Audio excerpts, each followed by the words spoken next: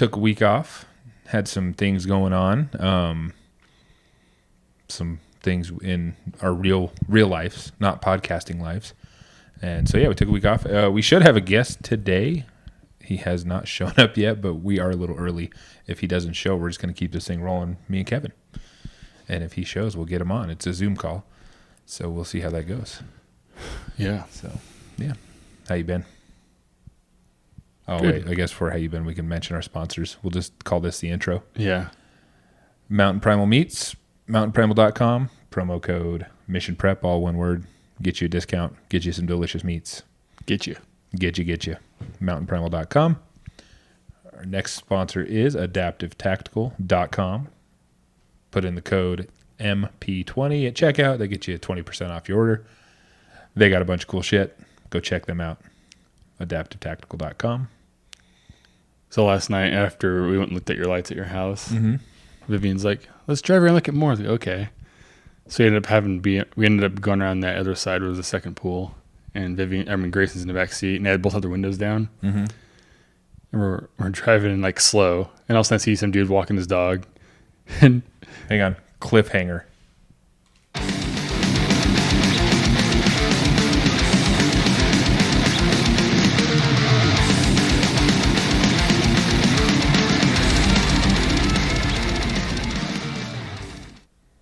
That's how you keep the audience engaged. Jesus Christ. So brilliant and boring. All right. No. I'm just telling you a story. No, have you ever listened to a podcast where when you first start it, they'll play a clip of what's going to be in the podcast? Have you heard that? There's a few of them doing that now, and then you hear that. Hey, our guest showed up. So real quick, my kids yell out the window, "Hi!" to the guy walking, and it's fucking Gary. Oh, I was like, like I'm a creeper, like driving by his house. So our guest is that was actually perfect timing, I guess, for him to come on the call. So I will get him on, and we'll be back with him in a minute. Yeah, so Cruz introduced us, which was awesome. How long have you known Cruz? I've known Cruz quite a while. I've been at the pit for 13, 14 years now. Okay. Wow. So I've been there a long time. So I met Cruz, from a long time ago. Mm-hmm. And when he was running the other gym, I was down in the Aurora Grande gym. And then a few years ago, we got to spend, a lot of time in Hawaii when I got my first black belt. And it was a lot of fun, and we've become close ever since. Yeah, he's a good dude. Don't tell him I said that, but he's a good dude. He really is. Well, so Sophie, she's the real one. That's a fact. She runs the show. Everybody knows it. She runs the show, and they just got engaged. Yeah, I heard that. I went off social media completely for this whole month, just to kind of as a test to myself, because I don't think social media is good. I think it has good aspects to it, but I don't think it's good for your brain to be sitting there looking at the best of everybody else's lives. So I decided to completely go off just for the month to see if it makes me feel different. And my wife had to tell me that they got engaged because they put it on social media. Yeah. That was super cool. Super exciting. Yeah, I'm excited for I hope we're invited. I know. I would hope so. I'll be butthurt for now. Yeah, we've had both them on here, and they're good friends. Cruz was my coach as well, so it's kind of I'm glad he connected us. Yeah. No, he's such a great guy. But the whole mentality, the pit mentality is just so good, so positive, so strong. It's just amazing. And it's amazing the friends and people that I've connected with over the years. Mm-hmm. You have that common bond, when you've been there, done that, and you've just worked your ass off, and you're training super hard. It's a different kind of connection you make with people. Oh yeah. When you do hard things together, that brings you together. Actually, I wore my pit hat today because we were having you on. All right.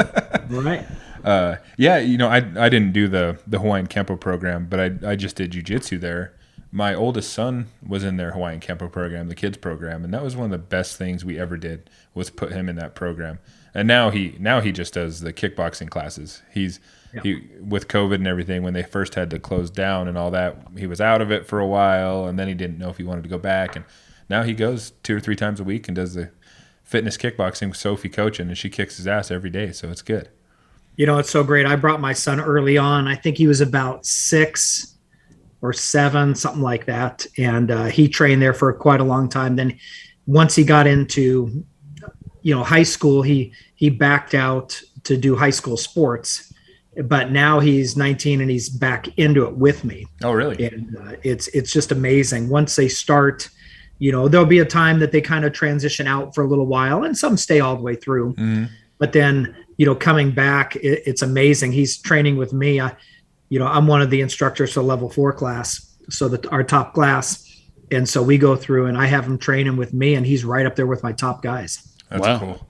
That's cool that he watched you do it, and now he's doing it. I think that's important for kids to see their parents do cool stuff. I mean, and have success in things. That's really good for kids to see that, and hopefully it makes them want to succeed as well. Well, it was interesting. My son, for a point in time, he didn't realize like what I did. What does dad do is cool. No, I'm not. So he was off doing other things. Mm-hmm. And then he came full circle and said, okay, hey, I want to be part of the business. I want to be back at the pit. I want to do some of these things because he's seeing what I'm doing. Mm-hmm. And it's pretty neat to have him back on every level, to see him push as hard as he pushes in the business and at the pit. It's just remarkable. Can you, I guess, tell us about a little bit, why did you get into martial arts? How'd you end up at the pit? All of that whole origin story, because I'm always curious when people go down certain paths in life, especially something like martial arts, to where you've been in it long enough to be a black belt. Sure. Well, years ago when I came out of high school, I was really tiny. So I was 130 pounds. I was that kid with big, thick glasses. I was born legally blind. And I went over and got put, just bullied terribly. And what was interesting about it, so I started lifting weights. I was going to get big, bad, and strong. So I lifted weights for a long time. Well, September 1st, 1993, everything changed. So that was the day that I had a car battery explode and I lost the use of my left eye. Ooh. And so that was the better of the two eyes. Like I say, I was born legally blind. People don't know that because I'm the guy that I teach sparring. I will get in there and spar with the best of them. And I'm the guy with just one eye, and my eye that's left, I'm 20/12/50, heavy astigmatism. You're blind at 2400 is when they can consider you legally blind. So I could be permanently disabled, but I wouldn't be. Mm-hmm. So I actually started martial arts for rehab because my eye wouldn't focus. I had horrible vision. I couldn't see at night well. And a friend of mine brought me to his friend that was an instructor out of his garage. And that's when everything changed for me. Okay. And so then I did that for a few years. And then once I moved up to Arroyo Grande, man, I dreamed about, moving up to the Central Coast, and I knew the pit was there. I knew John Hackelman, Chuck Liddell, and I knew that this is a spot I want to be in. And it was interesting. I wanted to, I was starting Rugged Radios at the time. My wife and we found a house in the area up here. I started moving up to the Central Coast. She came up with the name Rugged Radios for our business. And I'll never forget, every day I would go by the pit and I would just look inside. At first I was a little intimidated to go inside. Mm-hmm. I'm just this big, bad bodybuilder, but I was a little intimidated by it. And I would go inside and I would stand at the window and watch everybody. Then just one day I walked in and I joined, and I had some martial arts background experience. And I'll never forget saying, okay, you start at the bottom. Okay, let's go. And that first day, I'm this 235 pound bodybuilder, big, giant, strong guy. And I'll never forget, we used to do a 45-minute workout, then 45 minutes of technique. And I got my ass handed to me. And it was, from that day forward, I said, this is for me. Little humility. And you know what? I just said, this is where I want to be. And I just didn't stop. And that what was so much fun is, man, I'm the type of guy, I push it hard. I push it real hard in everything that I do. When I was powerlifting, I was the strongest, the best I could be in business and in life. I just never turn off. So that day was a huge day for me at the pit. I can remember that day right now, what I was wearing. I remember everything about that day. And it was funny when we first started our warm up. We warm up for a little bit, and then we had to do burpees. And man, oh man! And then we had to do Glover sprawls. I learned what a Glover sprawl was, and I'm thinking to myself, I'm absolutely dying, but I'm not going to stop. Mm-hmm. And it was interesting. I took that day, and I never stopped. And I just kept going and going and going. And for me, I didn't care about the belt. I didn't care. I mean, as far as, yes, I cared about the belt, but this is the thing. I remember I told John and Adrian early on that I said, hey, listen, if I earn something, give it to me. Mm-hmm. That's it. That's how I want. I want to earn it. I'm going to work my ass off for it. And we're going to go. So, you know, and it was funny. The belts kept coming. And then I skipped a couple belts, because I kept getting better and better, and I was beating everybody. And I went through and it was interesting. So I never forget, Adrian kept, you know, I would skip a couple belts and skip a couple belts and skip a couple belts. And it was a lot of fun. And I knew that I worked hard for it. And I knew that this was going to be a lifelong commitment. And you know, what's interesting is now I'm on my 3rd degree black belt right now. And, it was interesting. John and I talk about this all the time. We talk about the black belts that they get their black belt, then they're gone, mm-hmm. and they don't come back. Oh, wow. You know, that happens so much. And you know what? It's so hurtful to, man, it just makes you feel bad, you know, because, you know, I just don't understand it. So I just worked with 5 black belts. For the past year, I run a big company. We'll get into rugged in a minute, but I run a really big company. Mm-hmm. But this last year, I've been helping train. John and I have trained these 5 future black belts. And it's been 4 days a week, and it's an ass kicking all 4 days. Mm. So we went through and we trained these guys from November all the way up until a week ago. And 4 days a week. Now I missed 3 days. I missed 3 days out of those 4 days for an entire year. I put business, travel, everything aside because, you know, I wanted these black belts to be special and not just achieve that belt, but I wanted to change their mindset and, you know, told them like, you know, listen, you're preparing for the future. What the tools that you learn right now are going to carry you in life. I promise you that. If you do this, it'll completely change your life. If you dedicate, you work hard, and you learn how to dig deep. So when you're getting just beat down, you learn how to just rise to the occasion and go. It's not about fighting. You know, it's great. You learn how to defend yourself. That's mm-hmm. one of the biggest things is, yes, you learn how to defend yourself, but you also learn how to not fight. Mm-hmm. And you also learn that confidence that, hey, I don't need to fight. We always say, put up our hands open. It's, I don't want to fight. I don't want to fight. Mm-hmm. Okay.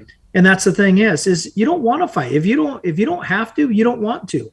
But if it comes to you and you have no other choice, you know how to defend yourself. Nobody's going to take your lunch money. That's what John Hackelman says all the time. Mm-hmm.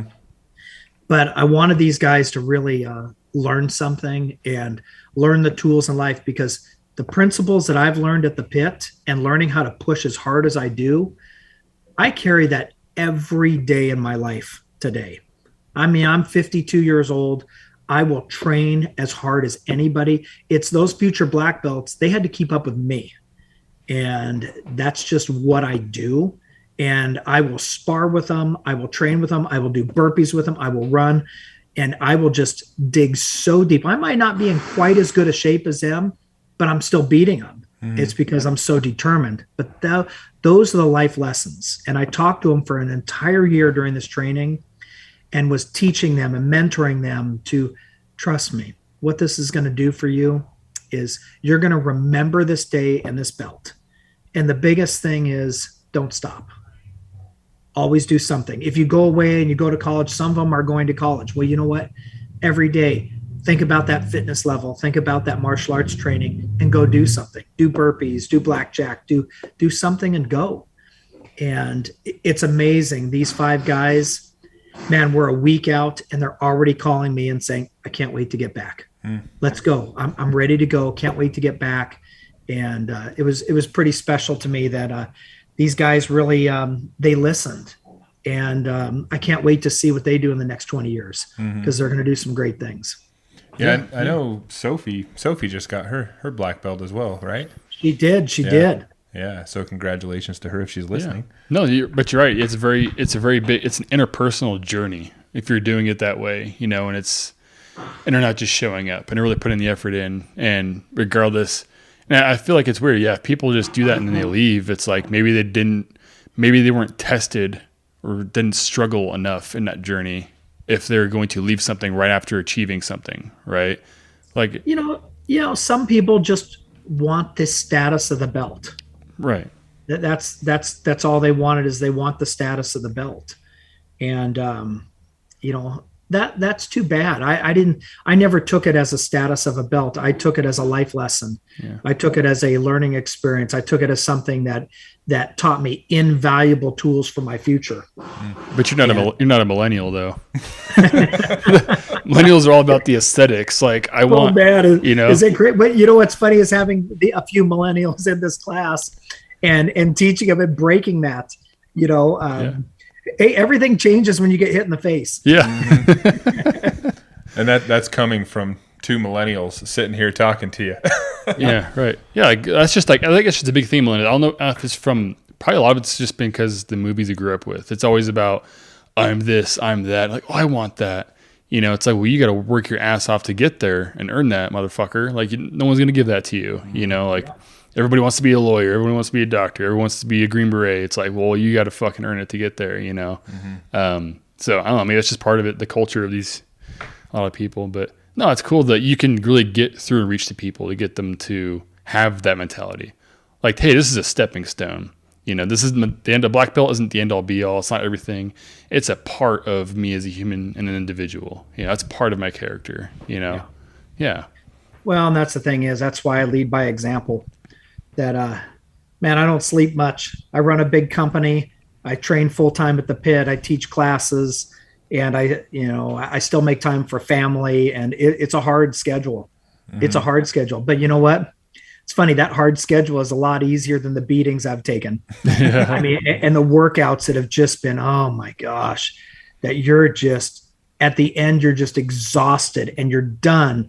And for me, that's when I feel my best. That's why when you got to dig deep in work, and I see so many people today that like you said, they don't know how to dig deep. They just want everything handed to them. And it's really sad, the world we're in right now. It's a really sad situation. Or I don't want to work. I just want to get government checks, and I don't want to work, and I don't want to work hard. Or I deserve this. Man, you don't deserve anything. Work hard for it. Just work hard. And that mentality is lost. Yeah. And there's no accountability. As soon as I hear someone say that, I'm like, man, I want to go meet your father. If you have one, call that motherfucker out, because something got lost in translation on you growing up. And if people don't, it sucks. That's sad too. But if you have both parents around and that's your mentality, something went horribly wrong for sure.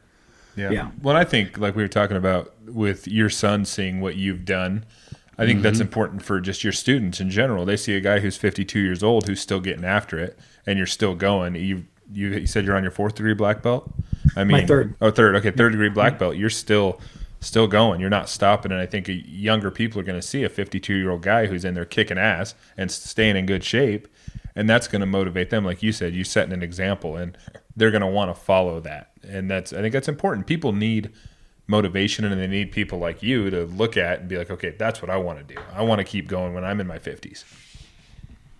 Yeah. Well, that's the thing. It's, like I say, the generation that we have today and the work ethic that we have today in our world, which just is crap. And man, I mean, I encourage every one of my employees to come.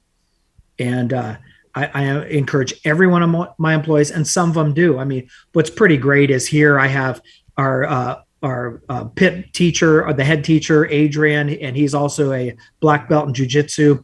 He works for me. Tanner's a black belt. That's John Hackelman's stepson. He works for me. Randy, I just promoted him as a black belt. My son, I mean, I got a bunch of guys that come and train. Medell, I got Medell in. He's the shipping manager, and he was almost 500 pounds, and he's probably lost just over 100 pounds already. I got him in it. We got him in the belt program class, and it's changing his life. And I'll never forget sitting down with him that day and said, "You're killing yourself. You're not going to live very long." And he's got 2 young kids, a wife, and his wife works for me. And I just said, today's the day. Today's the day that you change. Today's the day that your life, you're never going to look back, and you're going to go for it. And man, it's amazing the man he was. He was failing in life, and now he's completely winning in life. And it's an exciting thing. And, I love to teach that mentality. And sometimes I'm hard on people. I got to admit it, because you got to keep up with my pace. Yeah. I mean, there's very few that can keep up with me. Yeah. Very few. And I don't care how tired I am. I come home and, man, I'm just worked. And my son says, "Let's work out, Dad." Okay, let's go. And we're going to lift heavy. We're going to work hard. We're going to throw a bunch of weight in the wheelbarrow and go run it up the hill. We're going to do something. Then the days we're going to go to the pit and we're going to put the gloves on. We're going to spar. And my son's getting good. And, oh man, he's just kicking ass. Yeah. Well, that's a good feeling too, to see your son having some success.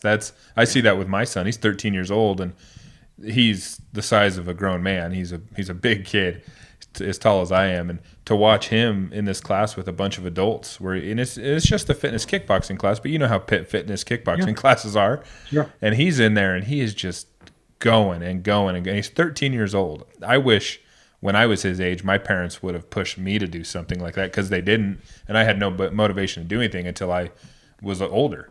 And he's 13 years old, and now I've seen, because it was in the beginning, it was us pushing him to go do it. Now every Monday, Wednesday, and Friday, he's signing up for the class on his phone. He's like, "I'm ready to go. Let's go."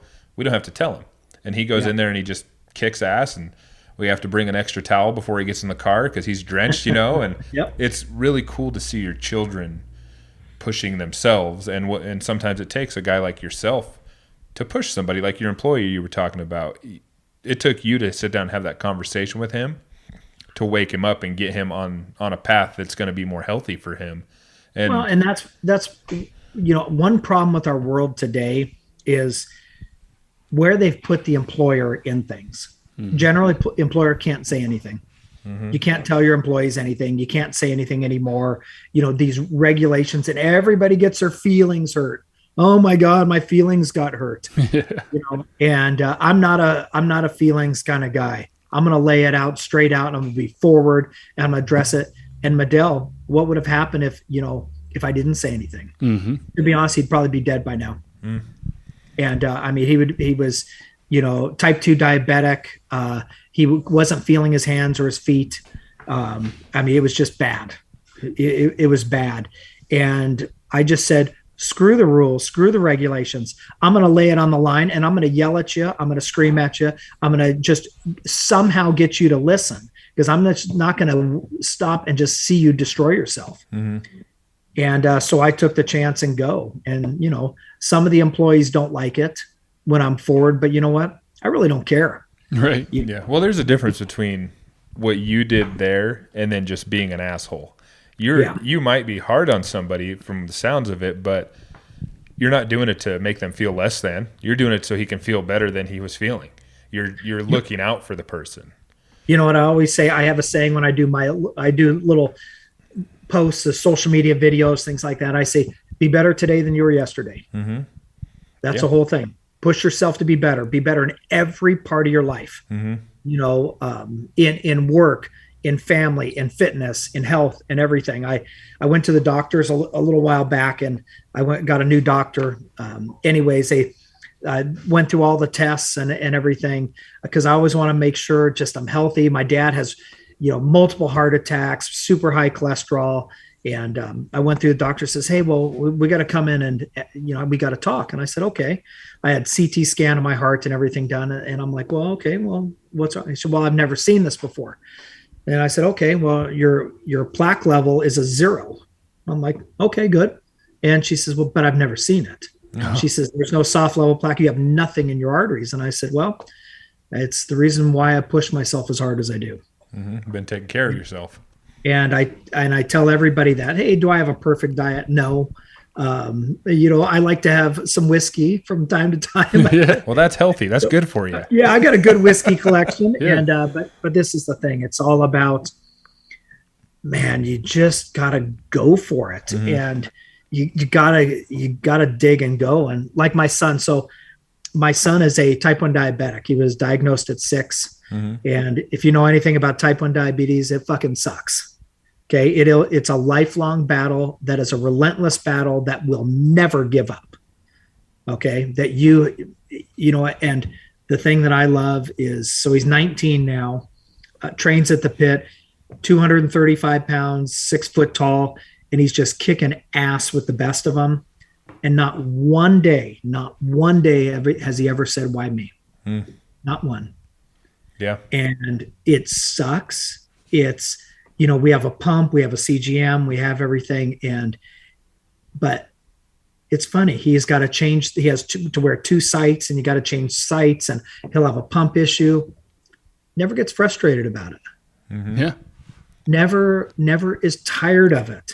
And we used to go to diabetes camp, and we would see all the teenagers that go the wrong direction, because you can go the wrong direction and hurt yourself very quickly. Organ damage. There's a lot of bad that can come out of type 1 diabetes. It just sucks. And never once has he said, why me? Never once has he said, I'm just tired of this. He just does it. And man, I'm thankful for that. And, and the thing is this, I was never hard on him about the diabetes. I let him go his own path. But I decided early on, I'm going to push myself so hard. I'm going to let him see that, and hopefully he absorbs some of that and runs his life the same way. And then sometimes that's all you can do. And I think that's a good approach for being a parent, is, like you said earlier, setting that example. Because most of the time, I'm sure, as you know, being a parent, you tell your kids one thing, they're going to do the polar opposite. That's usually how it goes. But if they see you doing it, hopefully they'll follow suit. It doesn't always go that way, but hopefully. Absolutely. And you know what? That's why, man, I love the pit. I tell everyone, look up the pit MMA, .tv. It's just look it up. And if there's a pit in your area, go to it, because the core values, the one thing that John, I tell everybody about this, and some people are mentally weak. A lot are very strong. But I said, sometimes then people think that John is being hard on them about something. I say, you got to look at this. The one value, the only thing that John wants is for you to be your best. That's it. He wants you to be in the best shape of your life, the best health of your life, to push the hardest you've ever pushed. He just wants you to be your best. That's it. What a basic concept. There's nothing more to it. Yeah. He just wants you to be the best in every level. And he wants to push you that hard. That's it. That's everything that it's about. And that's what's, I tell people that all the time. It's just that he just wants you to be your best. And he'll get on me about something or say, oh man, he's sucking wind. I'll never forget, we were running Madonna Hill the other day, and my cell phone was still on. He called me, and all the black belts were going to take off, and my phone didn't turn off. He's like, man, Greg's sucking wind. and I went through, I said, okay. And I turned it on, and I ran to the top of Madonna. I did it in 23 minutes. And he went over, and I said, and I said, hey John, my time to the top was 23. And he said, what? You went that fast? Oh yeah. And I said, when I heard you said I was sucking wind, I found another gear. little fire under your ass there. Yeah. So let's get into rugged radios, because I actually, Cruz made me aware of it, and then I looked into it and I realized you do run a pretty big company. So let's give us the spiel. How'd you start it? What do you guys do? All that good stuff. So rugged radios, thumbnail of it, high noise environment communications. If you got a talking loud noise, that's what we do. If you watch NASCAR, all the headsets that everybody wears, the pit crew, all the in-car communications. We're the manufacturer of all of it. NASCAR, IndyCar, off-road racing is a big deal for us because I grew up off-road racing. Fire trucks, police officer earpieces, two-way radios, walkie-talkies, overlanding. The list goes on. It's amazing. And how I started Rugged Radios. Rugged Radios started in my garage. It was interesting. My parents and I had a business before this, a communication business that we just built accessories.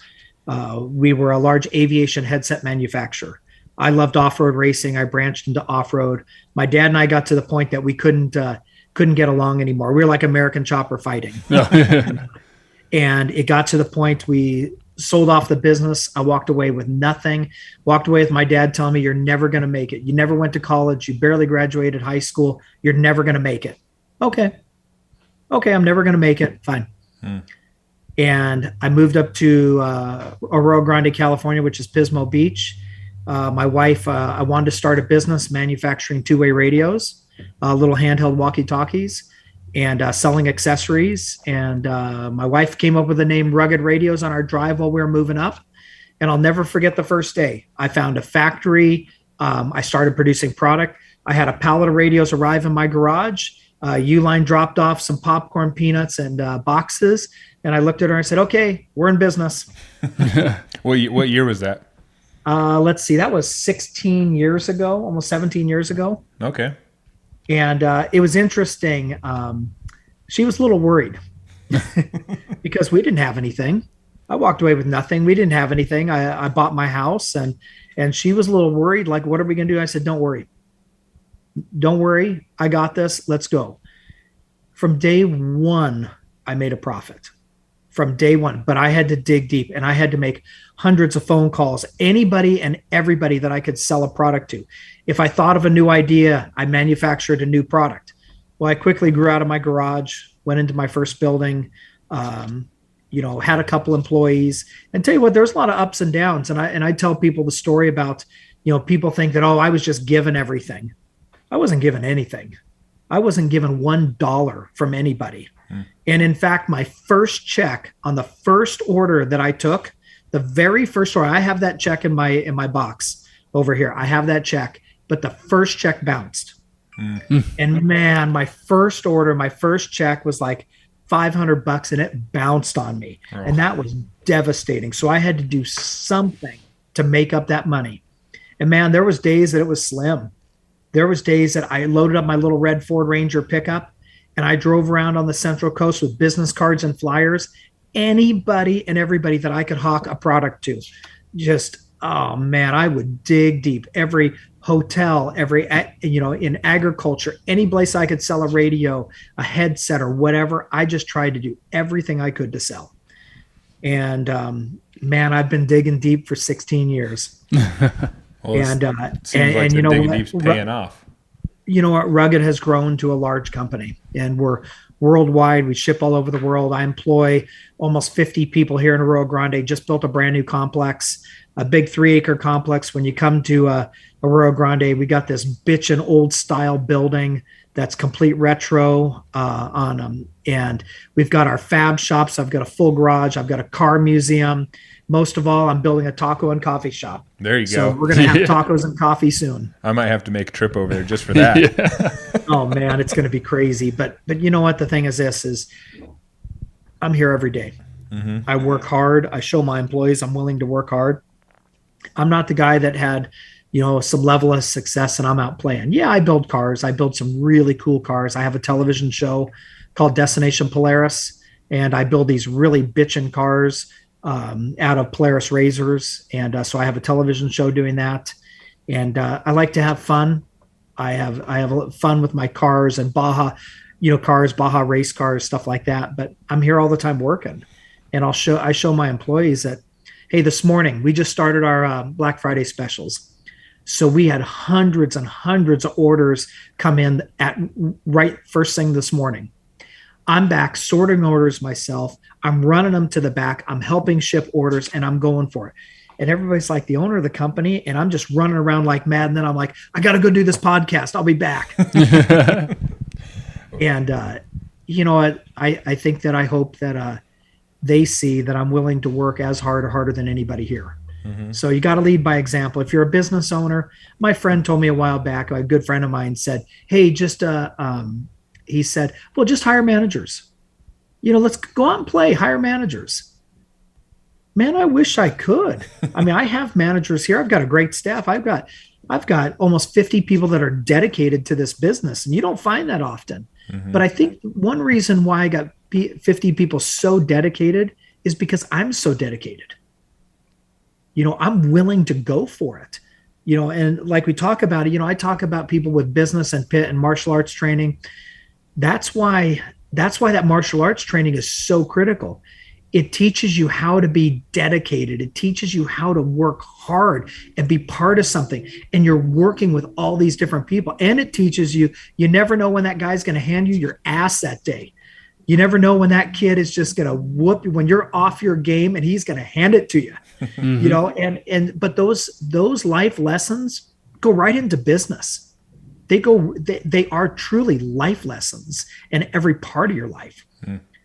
And that's what's exciting. So man, rugged, it's grown into something big. And of course, we're really big into off-road racing. So if you look up the Baja 1000, we do that. I race a car called a Class 11, that's stock Volkswagen. That is the toughest class in Baja, and I only do it once in a while. I do it because my dad did it back in the 70s. But this is the thing that I love more than anything. It's not about me racing. I love to go out and help people. Like I go to events, like I'm going to an event soon, and I'm going to be out working on cars for people. And they'll be like, I'll be out working on a car and somebody will say that doesn't recognize me. They'll say, hey, so what do you do for the company? And I'll say, well, I'm the owner. What? You're the owner and you're replacing an antenna on my car or doing something? Yeah, I like doing this stuff. Keeps me connected with everybody. And I love helping people. And that's different in this world today. People don't do that. I tell business owners, get involved with your business. You might think you're involved with your business, but get involved. Right. Yeah. Because most business owners aren't. I can tell you most of my friends, they're not involved in their businesses. They're not understanding what it's all about. They're not understanding their customer, or they've hired somebody in marketing. Well, this is the thing. I'm the best salesman. I'm the best technician. I design all of our products. I'm great in shipping. I'm great with inventory. I'm great with marketing. And so I'm involved. I don't micromanage. I let people manage, but I'm the biggest resource. A lot of owners are the biggest detriment. I agree. And I mean, not just owners. You get supervisors in some places that they're so out of touch with what's really going on in that business. Someone like yourself, who you're involved in every aspect of it, you're not going to be out of touch. You know what's going on. So you know what those employees are going to need to get a job done. Well, it's interesting when you bring up supervisors. Sometimes I have supervisors just don't listen. You have a manager that just doesn't listen. And you go up because a manager will go ask him, hey, how's it going? Oh, fine. People don't want to tell you anything. The first answer is, I'm okay. When you go into the hardware store and every one of those employees, can I help you find something? Can I help you find something? What's your first reaction? No, I'm fine. Yeah. Mm-hmm. Hey, I don't need directions. Mm-hmm. Okay. That's what everybody does. I dig a little deeper with everybody. So tell me, how's your computer? How's the speed? Mm-hmm. Well, it's a little slow. How is it downloading orders? What's happening? And all of a sudden the floodgates open to this problem, that problem, the internet's slow. This is happening. That's happening. And then I go into complete fix mode. And okay. And what's amazing is all of a sudden they're like, wow, these issues and everything that I was having, they were too afraid to say anything. Now they're done. They're solved. And it's amazing. Hold on a second. One thing. Hey, John, how you doing? Okay. Can I call you back in a few minutes? I'm going to be, I'm on a podcast right now, but I got you covered tonight. Okay. Bye. That was John Hackelman himself. A guest appearance on the podcast, I guess. Sorry about that. When he calls, I always take no, that's completely fine. I've thought about that on our end, because I'll get phone calls as we're recording, whether we have a guest in person or Zoom, and I'm like, I should just start answering it on here and let them join the damn like, podcast. "Hey, Why what's not? up?" Make it fun. Well, I thought this one was appropriate because John asked me, he says, "Hey, I got to keep it quick. I need you to cover tonight." Mm-hmm. Okay, I got it's our first night back from our week off from after belt testing. Mm-hmm. So I got him covered. Yeah. He loves the fact that I'm just we're on that level. I know if I ever called him up and I needed something, "Hey John, I need help," he would be there for me in a second. And that's why, and for me, it's being there for him, but it's being there for every one of our students. Yeah. I get excited about that because, dude, I'm going to go teach them something tonight. Yeah. Yeah. And, teaching somebody something. And then also you learn while you're teaching. Mm-hmm. Mm-hmm. I'm learning every single second. So, it's really cool that I love the fact that he trusts me enough to handle things for him. Yeah. No, absolutely. That's awesome. No, you're right. Before on the point we were on was, it's like managers and everybody else, their egos kind of get in their own way of them helping the individual and in turn helping the business.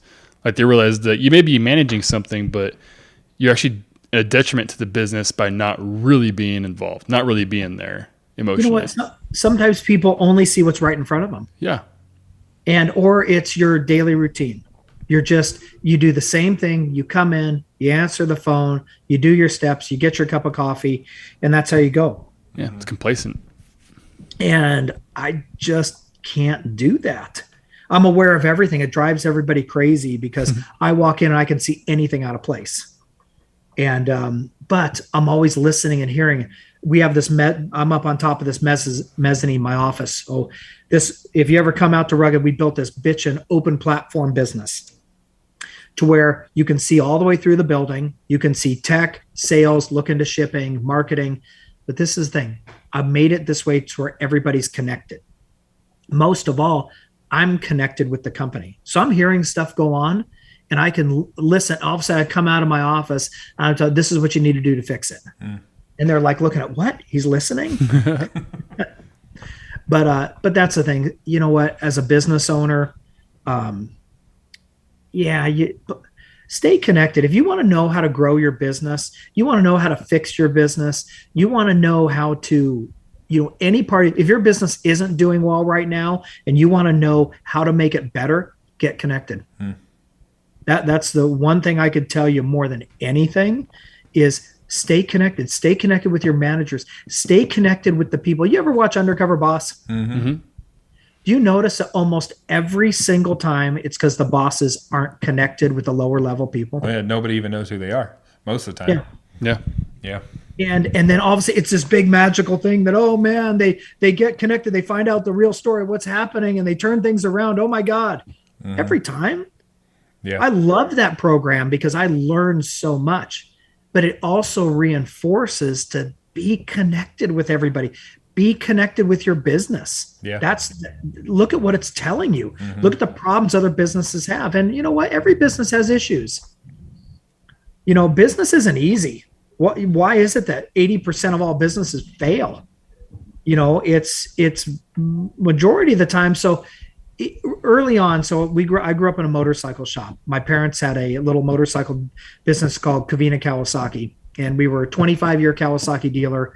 And you know what? As a little kid growing up, I saw we were very successful in that business, but I saw other dealerships. The owners would take off and travel and have fun, weren't connected with their business, and they would be really high for a while, then they would start failing. And I learned that lesson early on. And that's why I always stayed connected in everything that I'm doing.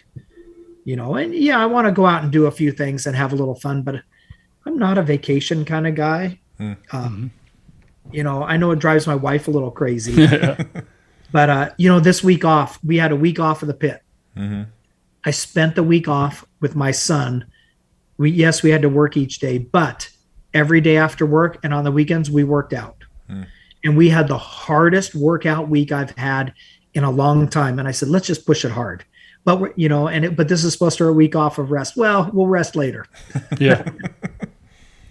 Yeah, that's cool. It's like task and purpose oriented. Like, hey, vacation can be kind of nice, but you get a day or two into like, okay, we got to get some shit done. Like you got to do something. It's important to be able to recharge a little bit, but yeah, you can only relax so much, especially if you're trying to grow something. Yeah, definitely as a business owner, that recharge, find that thing that recharges you. Mm-hmm. Find that area that does recharge, and you do need some balance, but stay connected. Yeah. If you feel disconnected, then guess what? That recharge you're doing isn't working. Mm-hmm. Yeah. Okay. Your recharge should focus you, and you be more comeback focused and more productive than ever. Yeah. Absolutely. And if it doesn't, if you're still losing grip of your business, hey, you need to take a step back and take a look at yourself. Yeah. Yep. Because you got to be the leader of the ship. I agree. You got to be the leader. You got to be the guy. You got to be the quarterback that is just running with it. And you got to be able to pass that ball to the person, have them catch it, and have them sprint all the way to the goal. Mm-hmm. And so you got to be that leader. And you've got to be able to teach others to be leaders. I tell everybody, be a leader, not a follower. Hey, in this world, we do need followers. But you know what? We also need strong leaders. We need people that sometimes, like my management staff, I teach everybody to be leaders. And if you got to make decisions, tell me after. Okay. Right. Make a decision. I entrust in people to make decisions and tell me after what you did. Okay. Sometimes they're wrong. And if you're wrong, you made a decision, we'll discuss it, but we'll use it as a learning curve. Yeah. But you got to train leaders. Yeah. You got to, and that's like the pit. That's why I go back to the pit. I hope I'm training leaders there. I'm teaching people to be mentally and physically strong. Mentally and physically strong people will be leaders. They will be. Yeah. And, so be a leader, not a follower. In this day and age where, God, everybody wants you to be a follower. I just don't get it. Mm-hmm. Our government and everything else is so screwed up. I don't want to get real political with stuff, but because it's just politics is just crazy right now. Yeah. I just don't even watch the TV. I don't watch news. I haven't watched news in 2 years. Yeah. I haven't because I can't stand it. I can't. And social media, you talk about being off for a month, man, the crap that's in social media and the bias and the things that are eliminated from social media. And it's just, we're in a crazy world. So you know what? Focus on yourself. Focus on the job that you have at hand that's right in front of you. If you're a business owner, focus on your business and focus on your employees. Yeah. It's okay to push your employees. It's okay to push them hard. Okay. It's okay to push your employees to be their best. And I got to tell you, if they don't want to push hard and they don't want to be their best, then maybe they're not right for you. Maybe you need to find another one that is. I've found a unique ability to find quite a few people that want to push hard. Hey, some don't.